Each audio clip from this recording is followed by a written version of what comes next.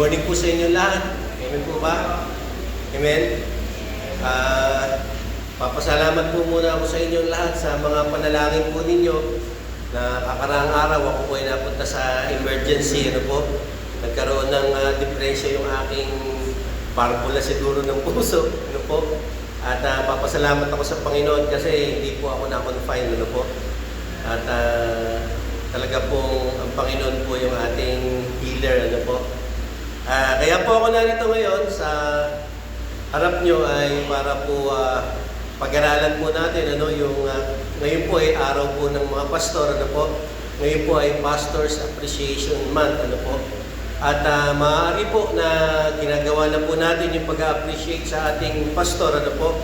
Pero doon po sa mga bago o sa mga nakakalimot, ano po, ay ito po ay isang paalala lamang, ano po. Ang pamagat po ng ating po pag-aaralan ngayon ay 3 ways to honor our pastor.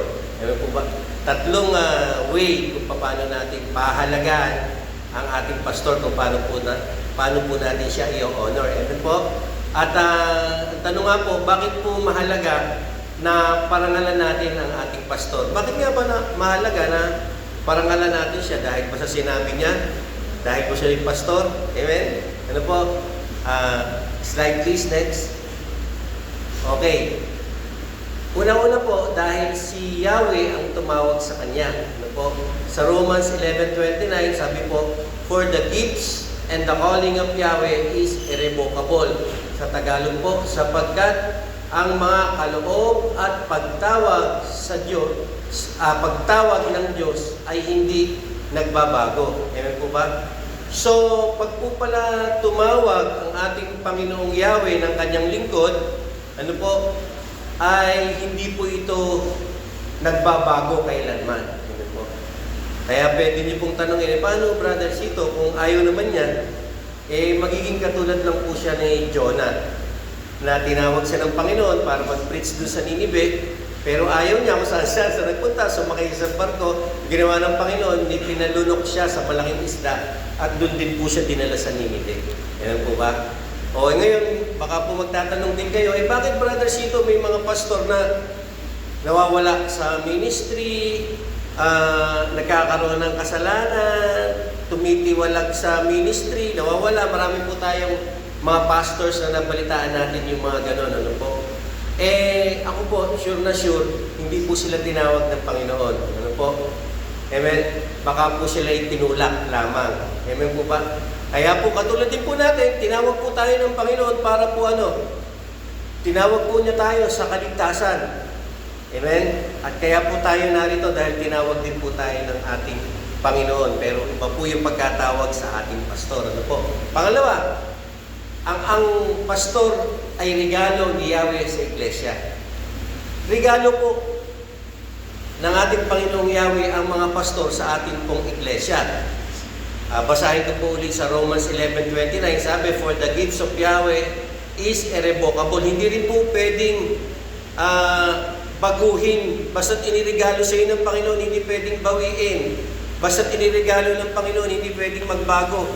Pinagkaloob na ng Panginoon sa atin yan. Amen po ba? At ang sabi pa po sa Ephesians 4:11-12, ibinigay niya na maging mga apostol, ang ilan ay maging mga propeta, ang ilan ay maging mga ngaral ng ebanghelyo, at ang ilan ay maging mga pastor at mga guro upang maging handa sa gawaing paglilingkod. Ano po, hindi ko po mabasa yung malabo. So, ang Panginoon po ay inirigalo. Ang ating pong pastor ay tinawag ng ating Panginoong Yahweh upang irigalo. Kanino? Para po irigalo sa atin. At bakit? Ano yung reason? Ano po? Bakit siya inirigalo sa iglesia? Ano po ang layunin? Ano po yung purpose? Sabi, upang maging handa ang mga banal para sa gawaing panglilingkod, para sa ikatitibay ng katawan ni Kristo. So ano po ibig sabihin? Ano po ibig sabihin? Tinawag po ng ating Panginoong Yahweh ang ating pastor at inirigalo po sa atin. Para ano? Para po tayo ay gawing handa, i-equip. Para po saan? Para sa paglilingkod. Maliwanag na maliwanag po yun. Wala pong ibang kapamaraanan ang sinabi ng Panginoon kung hindi ang reason kung bakit tayo may pastor, ang reason kung bakit tinawag ng ating Panginoong Yahweh ang ating mahal na pastor ay para tayo ay i-equip upang tayo ay maglingkod din sa ating Panginoong Yeshua. At kaagapay po niyan, yung mga paglilingkod na yun ay yung blessing na tinatanggap po natin habang tayo ay naglilingkod sa ating Panginoong Yeshua. Amen po ba? Palakpakan po natin ang Panginoon. So, ang una po, bakit natin dapat pahalaga ng ating pastor? Dahil si Yahweh ang tumawag sa kanila. Pangalawa, ang ating pastor ay regalo ni Yahweh sa iglesia. Yun po ay gift ng ating Panginoon sa atin. Amen po ba? Maliwanag? Next. At ang pangatlo po, sabi, ang pastor ay galing sa puso ni Yahweh. Jeremiah 3:15 states, "Then I will give you pastors after my own heart, who will feed you with knowledge and understanding." Amen po ba? Nakuha nyo? Yung pong mga pastor galing sa puso niya, na ipinagkaloob po sa atin upang pakainin po tayo ng kaalaman at pagkaintindi tungkol sa kanyang mga salita. Upang makilala natin ang lubos ang ating sinasambang Panginoon, upang tayo po ay matuto, upang tayo po ay magkaroon ng knowledge sa pamamagitan ng kanyang mga salita. Itinuturo po yan ng ating mga pastor. Amen? Upang tayo ay ma-equip para po naman tayo ay maglingkod sa ating Panginoong Yeshua. Amen po ba? So may purpose po talaga at napakahalaga po ng purpose ng mga pastor kung bakit tinawag sila, kung bakit sila ay pinagkaloob sa atin na sa regalo at kung bakit galing sa puso ng ating Panginoon ang ating pastor. Kaya hindi po basta-basta ang pastor. Hindi po pagka gusto mo magpastor, makapagpapastor ka na.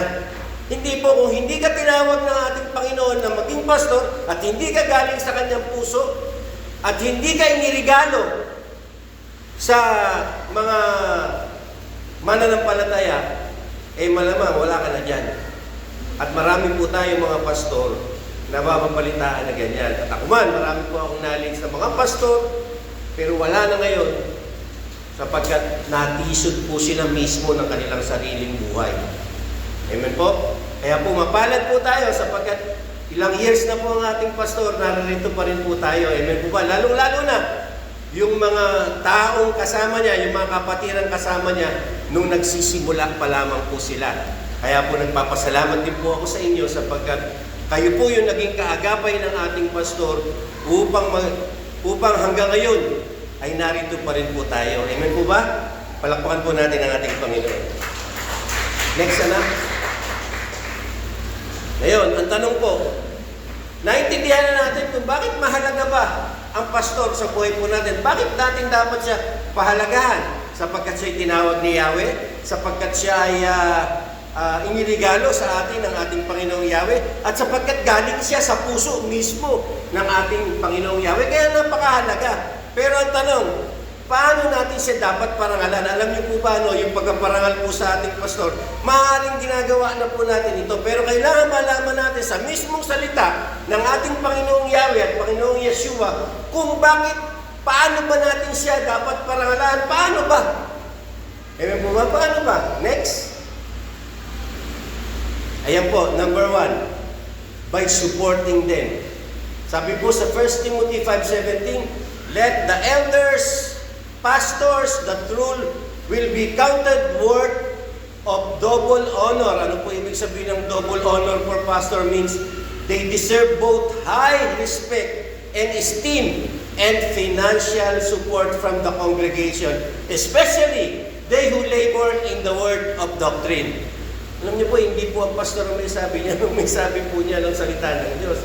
Ano po? Ang sabi daw po, yun daw po mga pastor at elders, yung elders po kasi, pastor din yung mayan. Amen po ba? Yun daw, lalo na kung yung sino yung nagro-rule sa atin, kung sino yung nangangalaga sa atin, kung sino yung nagli-lead sa atin, ay kailangan daw ay counted sila na bigyan natin ng double honor. especially daw po yung mga yung mga nagle-labor sa word of doctrine, yung mga nagtuturo sa atin, na katulad ng ating pastor, tinuturuan tayo ng salita ng Diyos. At hindi lang salita ng Diyos, kundi pati yung doktrina. Alam niyo po ba napakahalaga ng doctrine? Alam niyo po ba napakahalaga ng doktrina? At yung mga ibang mga doktrina ng mga simbahan ay minsan ay hindi tama. Naintindihan niyo po ba? Kaya po tayo mapalad sapagkat mayroon po tayong pastor na nagtuturo ng doktrina sapagkat inaaral niya yung salita ng Diyos. Hindi siya naniniwala sa basta-basta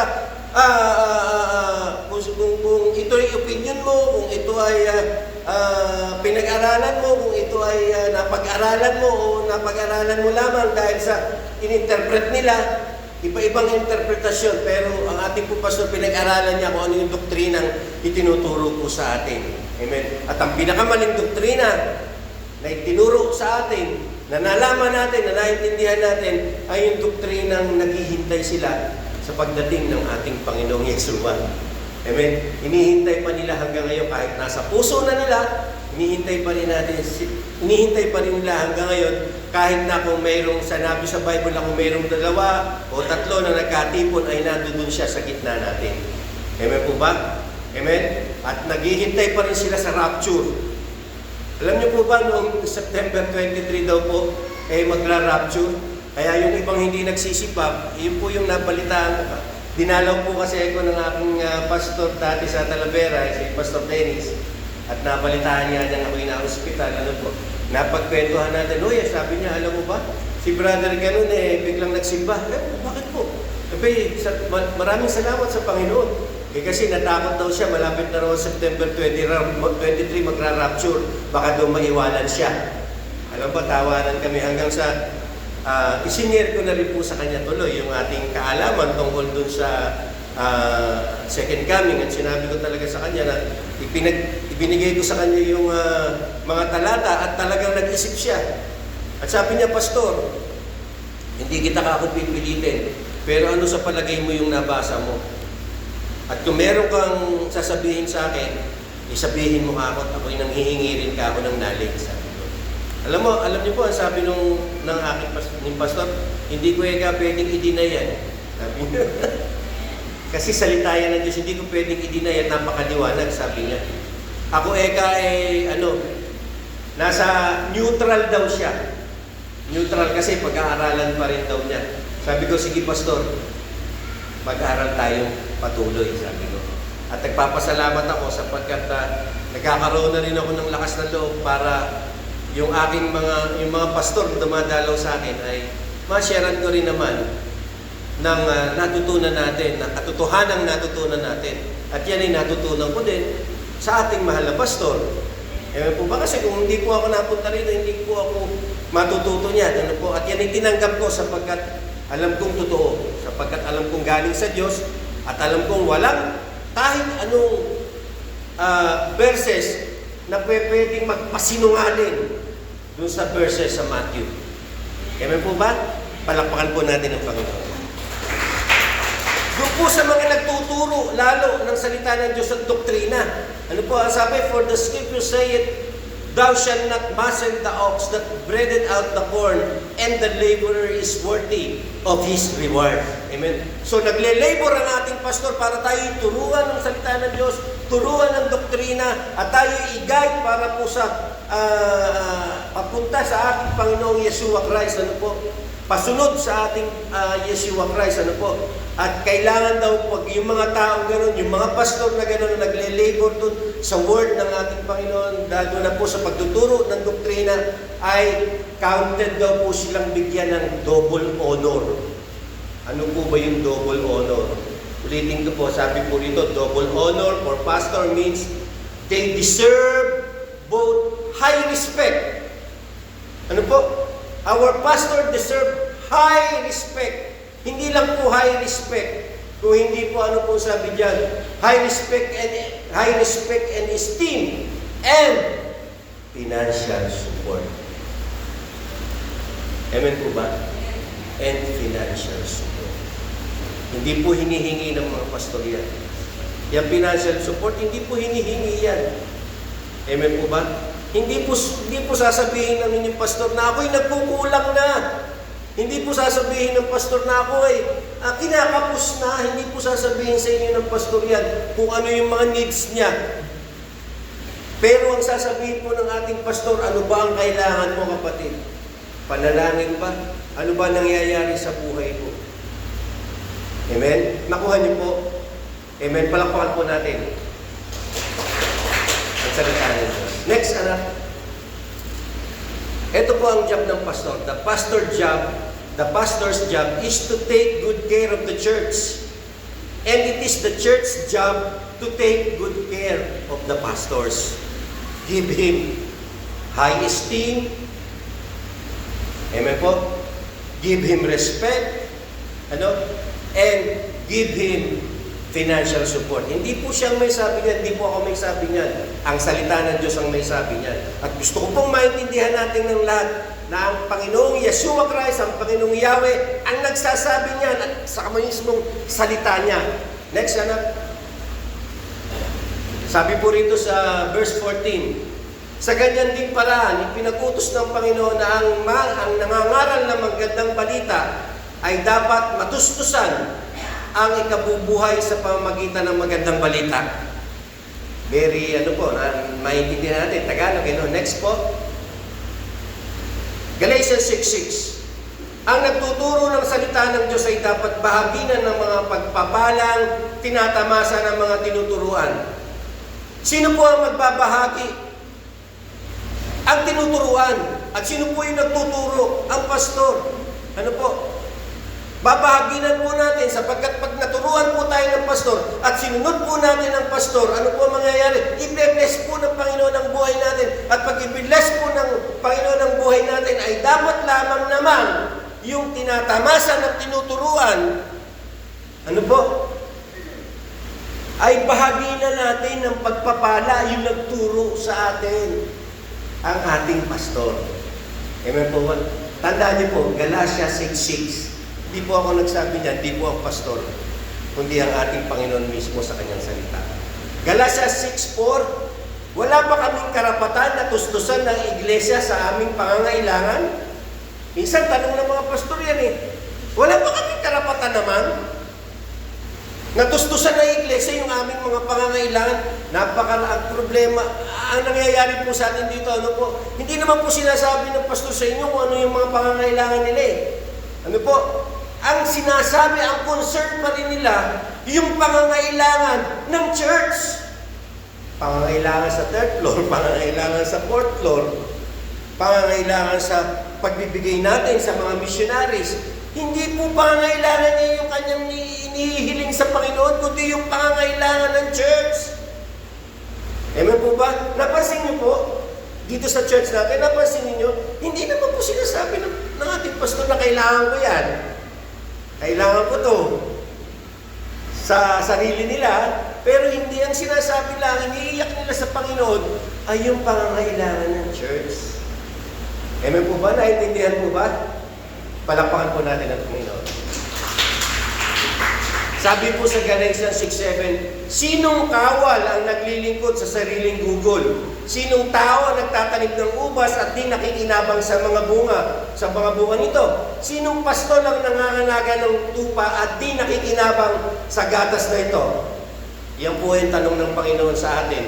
Sino Nakakilala ka na ba na nagpapastol na hindi nakikinabang doon sa gatas na kanyang pinagpostulan?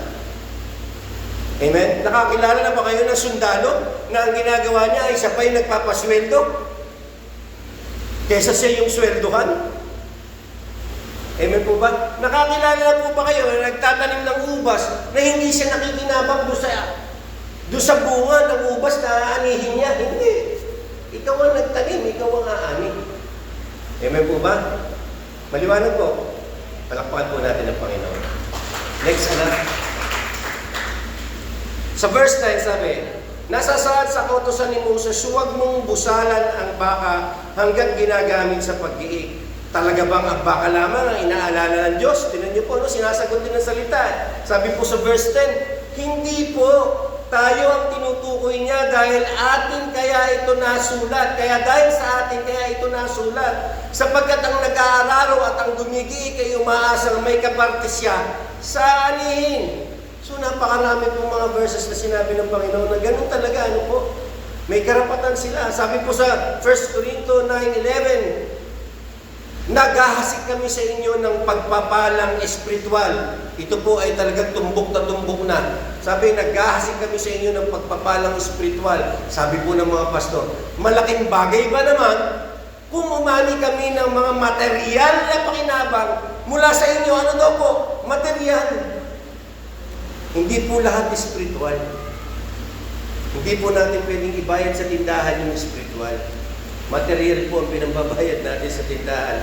Material po yung pinambibili natin ng bigas. Material po yung pinampapaaral sa mga anak ng mga pastor. Material po yung ginagamit nilang paggasolina papunta sa mga gawain ng church na ito. Material po. Amen po ba? Palakpakan po natin ang Panginoon. Next. Ang una po, by supporting them. And number 2, by obeying them. Sabi po sa Hebreo 13:17, pasakop kayo at sumunod sa mga namamahala sa inyo. Sila'y nangangalaga sa inyo at mananagot sila sa Diyos sa gawain ito. Kung sila'y susundin nyo, magagalak sila sa pagtupad ng kanilang tungkulin. Kung hindi sila'y mamimighati at hindi ito makabubuti sa inyo. Inom lang po ang tubig. Hinihingan po ako.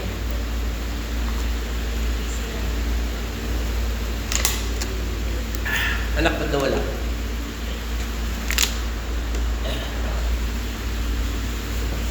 Nawala. Bayubayin dyan. Ayan. Maliwanag na maliwanag po ang sinasabi. Kailangan po ay sundin po natin ang Pasko. Ito po. Kasi kung hindi po natin sila susundin, ay kung hindi po natin susundin ang ating pastor, alam niyo po ba kung bakit natin dapat sundin ang pastor? Kasi pag sinunod natin yung ating mga pastor, sa buhay po natin, magkakaroon ng bunga yan kung sumusunod tayo sa mga sinasabi at ini-preach ng ating pastor. Magkakaroon ng bunga sa sarili po natin, sa buhay po natin, sa mga anak po natin, sa pagtatrabaho po natin, sa paano tayo makipag-usap, paano tayo makipagkapwa tao sa labas. Ano po nakikita po sa buhay natin yan kung sinusunod natin ang ating mga pastor. Kayo, kung sinusunod, ibig sabihin na grow tayo spiritually at hindi lang po grow spiritually. Ibine-bless din po tayo ng Panginoon pagka nag-grow tayo. Dahil ini-equip tayo ng ating mahal na pastor dahil sa kanyang pagtuturo ng doktrina at ng salita ng Diyos. Kung susundin po natin sila ay magagalak sila sa pagtupad ng kanilang tungkulin. Ibig sabihin, ganado sila sa pagtupad ng kanilang tungkulin sapagkat nakikita nila nag-grow tayong lahat. Amen? Nakikita niya yung bunga ng kanyang pagpapagal. Amen po ba? Nakita niyo nag-grow tayo. Kung hindi, sabi, sila'y mamimighati at hindi ito makabubuti sa inyo. Ano po sabi? Kung yan ay hindi niyo sundin, madi-discourage yan kasi makikita, tagal mo na rito kanya ka pa rin. Nakikita niya yan Hindi lang naman ang ating pastor nakakakita, kundi pati ang nakakakita, pati yung mga taong nakapaligid sa atin, bakit hindi nag-grow yan? Mamimighati. Kasi hindi sumusunod sa pastor. Mamimighati ang ating pastor. Pag yan na-discourage, sabi, hindi ito makabubuti sa inyo pag na-discourage ang ating pastor. Bakit? Gaganahan pa bang manalangin para sa atin? Gaganahan pa po ba? Tao din yung mga pastor. Nagagalit din yan, nadi-discourage din yan. At pag na-discourage ang ating pastor, pag nakita nila,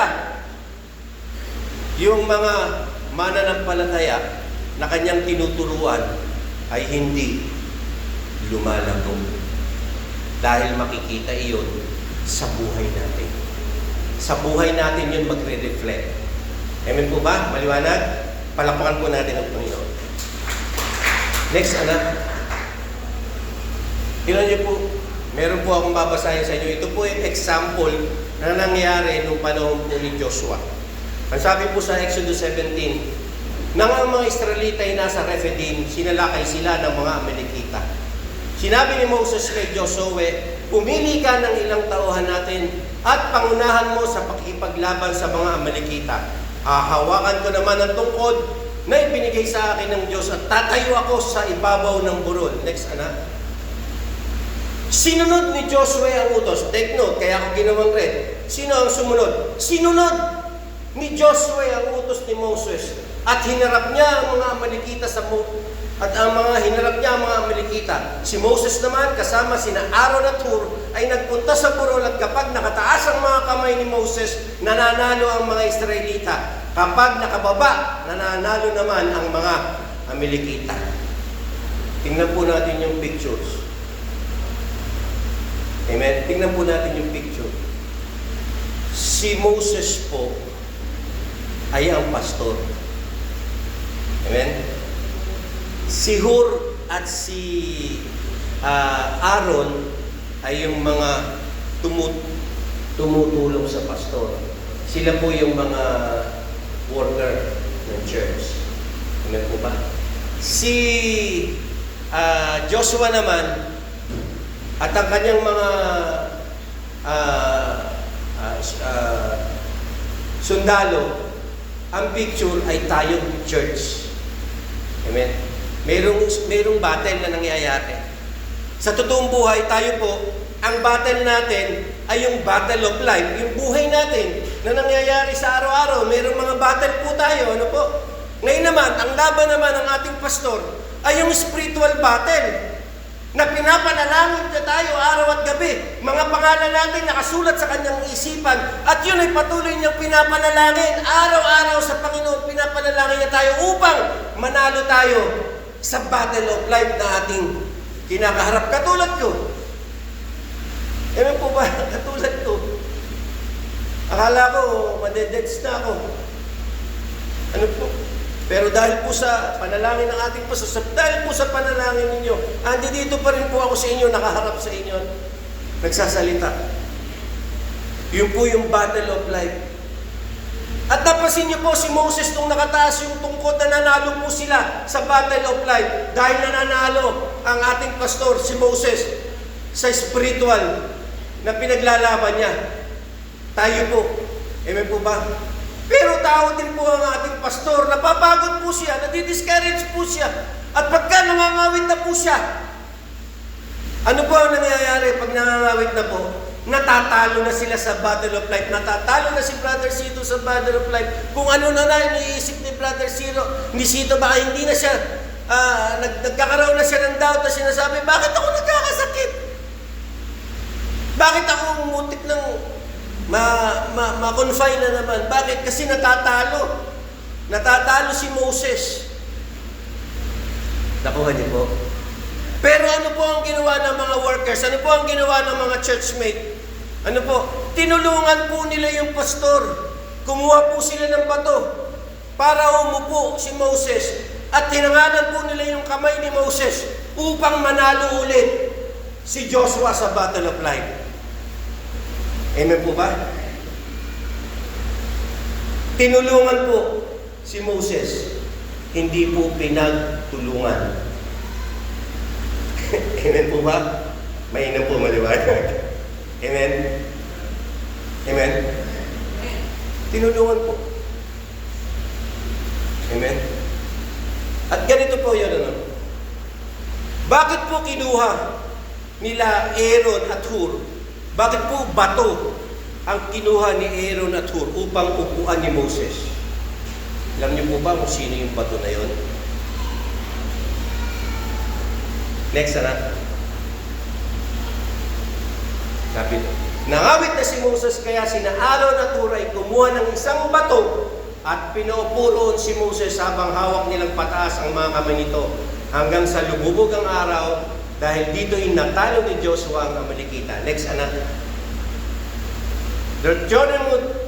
Deuteronomy 32:4. Si Yahweh ang inyong bato tanggulan, mga gawa niya ay walang kapintasan, mga pasya niya ay pawang makatarungan, siya'y Diyos na tapat at makatwiran. Sino yung bato? Ang bato ay walang iba kundi si Yahweh. At nung inupuan yun ni Moses yung batong iyon, dala-dala na ng Yahweh ang lahat ng mga concern, ang hirap, ang mga pasakit, lahat dala na ng ating Panginoong Yahweh. Si Yahweh na ang may dala. Ang sabi nga po, kung meron ka problema, bakit po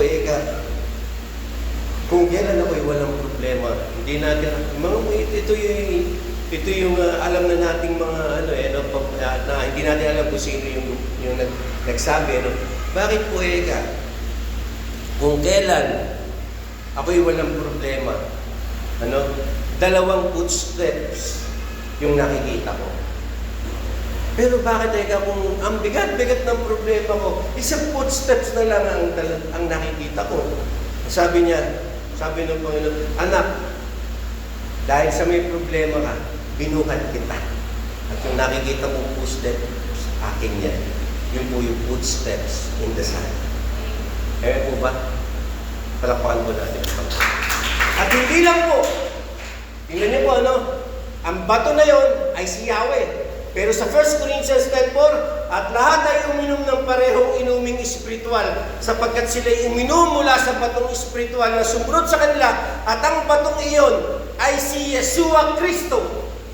Si Jesus Christ, si Yeshua Christ din po, yung batong iyon, na kung nagkakaroon, dala-dala ng ating pastor, kaya hindi pa kayo nagtataka, yung mga pastor, nakikita natin ang kanilang, pag nakita natin sila, strong sila. Parang hindi sila nagkakaproblema. Pero ang bigat-bigat pala ng dinadala nila. Sapagkat yung lahat tayo, siya yung mananagot pagka nagkawindang-windang ang buhay natin. Pero bukod sa tinulungan siya ng kanyang mga kasamahan, tinulungan natin siya.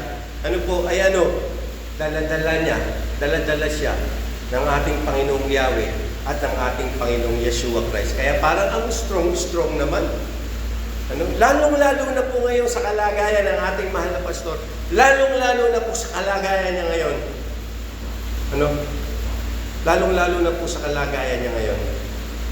Pero hindi po siya sumusuko. Andun pa rin siya. Nakikita pa rin natin siya.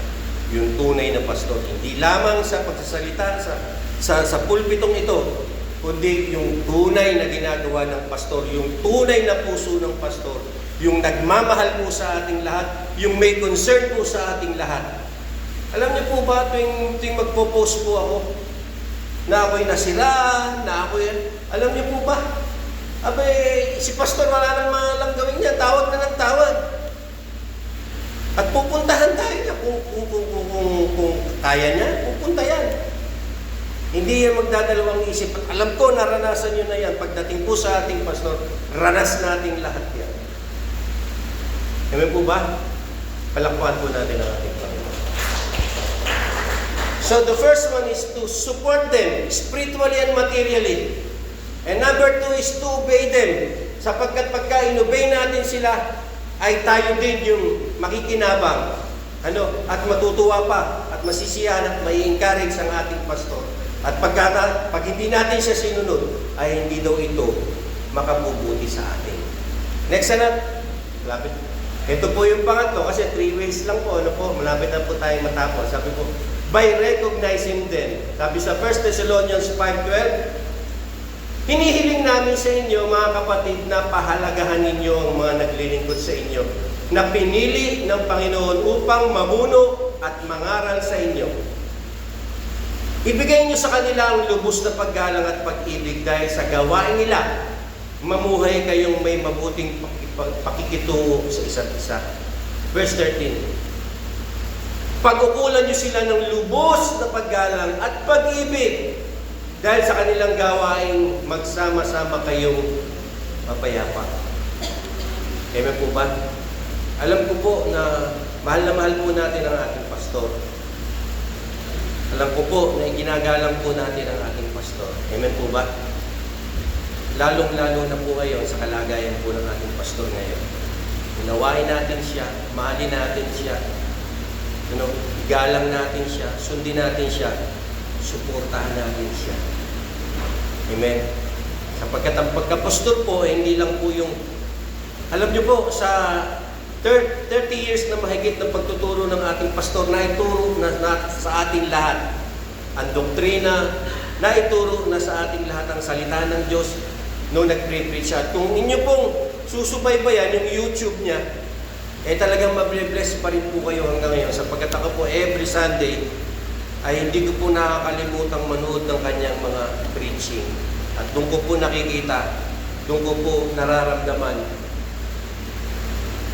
yung pagmamahal ng ating pastor sa ating lahat. Kung paano niya tayo tinuruan, kung paano tayo niya minahal, kung paano siya nag-lead para po tayo ay matuwid, sundin ng ating Panginoong Yeshua. Amen po ba? Galang po natin siya. Kausapin po natin siya. Pagka wala kayong ginagawa. Hangin na nga, kahit di ako ubrang magkape, nagkape na rin ako. Kaya siguro kumakapog kayo. Sabi na, halika, kape ka. Ay, sige po, kape tayo. Sabi ni Ma'am Ning, pwede ka ba? Pwede po. Okay, kaya pala, gusto niya makapag-usap-usap muna kami. Alam niyo po ba, gano'n ang ating pastor? Gusto niya kausapin siya.